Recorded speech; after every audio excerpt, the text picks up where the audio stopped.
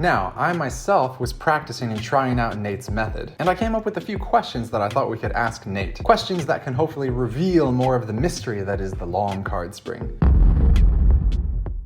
Question number 1. I've noticed while watching some of the slow motion clips that perhaps part of the limitation of how far your hands can go is related to when the cards are in midair, they start to rotate. Do you know what causes this? Are there any tips for reducing this rotation? Fantastic question, Jason. So yes, one of the things that makes the cards rotate if you do a long spring is just kind of air resistance that happens anyway. Also, I did the variation like this. So one thing to make sure is keeping your fingers straight when you bend them is going to help shoot those cards in a specific direction and letting your thumb do all the work. And also, there's a variation where you, instead of putting it like this and having all the fingers here, you actually let your ring finger go forward and front like this, and the cards are kind of caught in this corner between that, so it's a variation of that spring, and actually the cards will fly more sideways on purpose. It's called a thin spring. So there's a variation you can do by putting it between the middle and ring, like so, to make it shoot that way anyway. But the way to keep them straight and not flipping over mid-air is to make sure you keep the forefingers straight when you bend and have the thumb do all the work when shooting the cards. So, great question. Question number 2. When you have the cards in your grip as recommended with them lined up on the fingers here, do you feel like there is more pressure between here and here on this pinky side, or should the pressure somehow be evenly all across this edge? Is it okay that I feel more pressure over here in this corner? This is one of my favorite things. So Jason, with this question, with the pressure being in the corner, that's actually perfect. So you want the corners, the pressure to be on these opposite corners. So if you feel the most pressure here, that's actually going to be really good for your spring. It shouldn't be on the end of the pinky because your fingers aren't going to be using any of the motion. It should really almost be the joint between this area right here where you're feeling the thumb put pressure on it. And so the cards are going to be meeting the ends of those fingers, and that will allow the cards to shoot off the thumb when it's released. So all the pressure in that right corner is actually a perfect place to put it. So you're doing great. Question number 3. It seems there's a difference between two modes of shooting the cards. One is more stationary and one has a bigger sweeping motion. What can you say about the difference between these two? I kind of view the stationary shooting method as being more low-key and casual, whereas the big sweeping motion feels more dramatic to me. When you mentioned the stationary method, you were mentioning it, I believe, in the context of practicing in order to do the big one. Do you think there's a time and a place for each version, or is the big sweeping motion really the end goal? This is an interesting question, addressing whether to do the stationary one versus the sweeping one. If you want it to be more dramatic, definitely do the bigger spring one. If you're looking for a very clean, maybe end to a performance or something, I recommend the stationary one, and one of the key things to make it look good is to shoot it into your hands and not bring the other hand back with it. So some people do this and bring their hands back together. If you're shooting them correctly, you should be able to be stationary and let go, and they should all fall into the hand without you needing to bring this hand back down. Now for the long dramatic one, to make it go from here in the big sweeping motion with the bottom hand following, you will want it to be like from your left hip to your right shoulder or your right hip to your left shoulder. And if you're looking for dramatic in the middle, or you're looking for just something to impress people regardless, you will want to do the big dramatic follow spring. So yeah, that's a great question. Question number 4.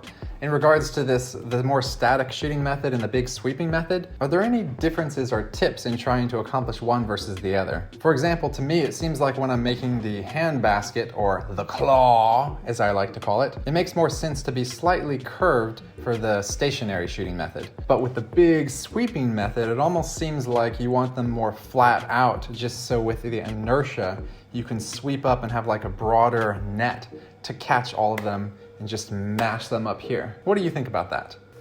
So I believe this is question number 4. And Jason, this is a fantastic question. Again, the claw, as you so described it, is super important as for the fingers to elongate for the more stationary one. So it is more of a basket. And then for the long dramatic one, you will want your fingers more spread out for the catch, and then the very tips of your fingers to be tilted up, so that if it is more hitting it with the inertia as you described it, but that when they spread, the tips of your fingers are pulled up so that you can catch the spread still. So for stationary springing, longer fingers for the basket, and then for dramatic springing, more spread out fingers, but with curled up fingertips. So hope that helps. Number 5, when I've been practicing, sometimes I feel like the cards are not shooting straight enough. The spray is just too variable and it makes it hard to catch them. And I was starting to think maybe I'm squeezing too hard. So my question to you is, how hard do you feel like you're squeezing them? Really hard, or just kind of a little bit but with constant pressure? Did you ever feel like when you were learning you actually had to like back it off and purposely try to not squeeze too hard? So with this question, the answer is yes, it is going to be a constant pressure, and you're not going to want to squeeze as hard as your thumb can push. But because the pressures are from here to here, you don't want any of the pressure you don't want to try to clamp and squeeze with your fingers. You just want these to stay a stationary thing that the thumb kind of presses against. So think about when you bend a card against a table like that, and then for it to shoot off like so. You want to do the same thing with the tabletops of your hand, basically, when you shoot them like this. The thumb is almost pushing them up into the hand, which then makes them shoot back once they slide off the thumb. And if it's kind of varied around, you just want the thumb to push in that direction, and that is where the cards will shoot. As well as the question that has to do with just the pressure. You want it to the point where it's almost about to come off of the thumb, but you're not like bending the deck a ton. And if you release the pressure, this should actually gain some space between every individual card. And so do just enough pressure to where they start to slip off, and then remain that constant pressure throughout the move. Question number 6, and this is actually kind of related to the previous question, but as far as the pressure and when I'm sweeping through the air, sometimes it feels like I need to release the cards more gently so that they kind of hover right in the air as I'm swinging my arms. Or the problem could be that maybe I'm just not sweeping my arm fast enough, or I'm not pulling back this arm fast enough. Any thoughts on this? How do you calibrate how hard to shoot them and how fast to bring your hand back? Recently, I've been kind of thinking that maybe don't shoot them too hard and swing the arms faster than I would expect. Your thoughts? My thoughts on this wonderful question is yes, you're definitely just going to want to swing your arms a little bit faster, and that backhand, that bottom hand is going to meet that top hand a little bit earlier. My tip would be remain in that constant stream. Sometimes you're actually going to push a little bit harder than you would normally, and it's going to be that kind of quick pull back. Just picture it kind of being like a hand coming this way. This is kind of the speed at which they would move, like that, where one's kind of traveling constant, and this one starts a little bit slower and then meets, kind of like that. Or I'm sorry, let me do that again. Like that's kind of the speed. But yeah, I would sometimes, depending on how large your springs become, you want to shoot them a little bit harder. So remain in a constant stream of shooting cards, and then just bring that hand up faster. Question number 7. I noticed when you were doing the stationary shooting method, where you're just kind of like going like that you get these last cards to shoot out. Like the very last card will shoot out of your hand. Oftentimes when I'm doing it, I feel like I get this. So what technique are you employing that you can shoot the entire deck? Are you kind of like throwing it, or what are you doing there? How do you get those last cards out? Perhaps this isn't too important for learning the big card spring, but it's just something I noticed and I was curious. This is actually a wonderful question that I have not answered before in any talks I've had with anybody. And when you spring the cards stationary-wise, you're going to want to, your thumb tip at the end kind of flexes out at the very end of your spring. So when you do this, you'll see, if you want to watch from the side, watch. This little like knuckle of my thumb will just spring out a little bit. So if you watch the pressure of it, it shoots forward. And at the very end, when you feel that last card, your knuckle just sprints out. Your knuckle just moves out a little bit. These fingers are not going to want to move at all, but it's just your thumb going spring, spring, spring, spring, and then out. Just that little tip of your thumb, and that should help to release that last card off your hand, like so. Just like that. And it kind of opens up a little bit, almost as if you're dropping it, but because there was already pressure being applied, you can even try practice shooting one card at a time and springing one card off your hand, and you will feel the thumb kind of slip out as it goes off that last one. Your thumb actually the best way to describe it is your thumb kind of moves in towards your hand and the knuckle turns out. So that the thumb will look like this. It'll move a little bit closer to your hand as if it's continuing to spring, but the knuckle will now move out of the way of that last card. Hope that one helps too. And last question, let's call this question 8. How about I show you the progress I've made so far, and you can provide any tips or constructive criticism on how I can improve it. All right, here's what we got. That was the stationary one. That's okay, but if I want to try to go longer, I feel like I start to lose control. And that was really out of control. See how I caught them? It really makes me nervous to start shooting and then drop this hand back before continuing to come up. I don't want to do this extension because I'm afraid I'm going to lose control of the cards there, but I'm trying to do it because I know it's your recommended method. So yeah, almost lost that card. I'll also try this in slow motion. Maybe you can see something that I'm doing wrong.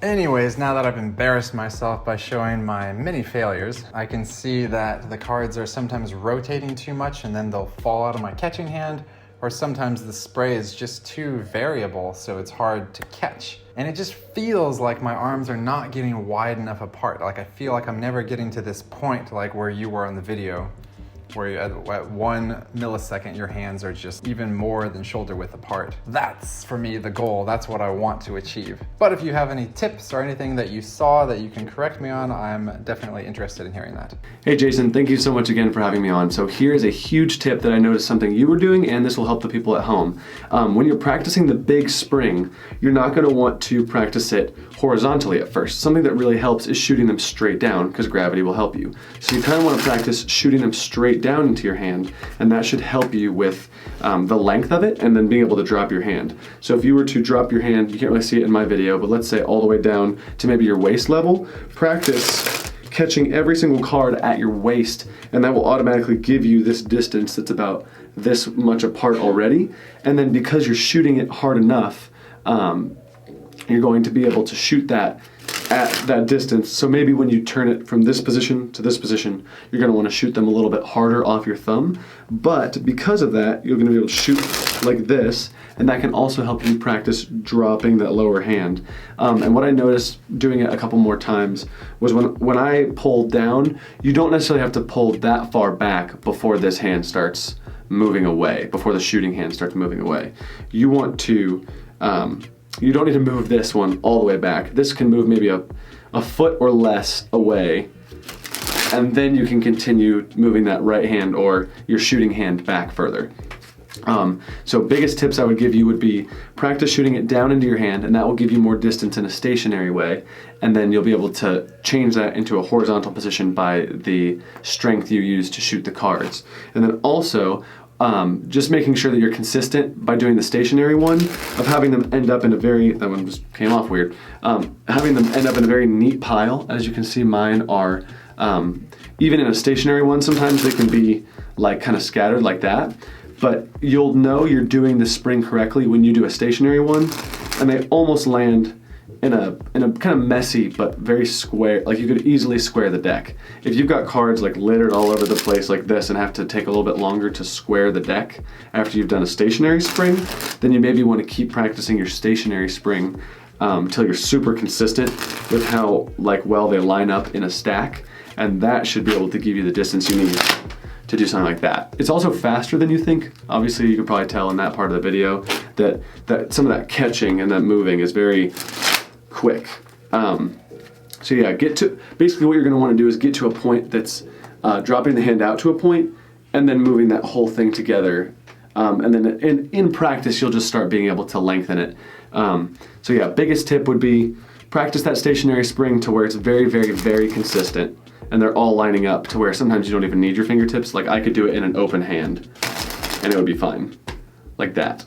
So make it that consistent, and then practice it going vertical instead of horizontal. And then you guys should be able to start practicing lengthening it out. Also, if you're afraid of dropping them, one of the biggest things that stops you from getting better at it is dropping cards. Just practice over your bed, and don't be afraid to just try it and just go into your room alone and just practice it without feeling like you need to be embarrassed in front of people practicing. Just go fail at it a bunch of times and risk it. The way I got better at this move called Anaconda, which is a straight up and down dribble, is just practicing in my room over my bed, so it would be an easier cleanup, and just if I dropped them, I dropped them. But that's what helped me get better at lengthening out the cards and still catching all of them.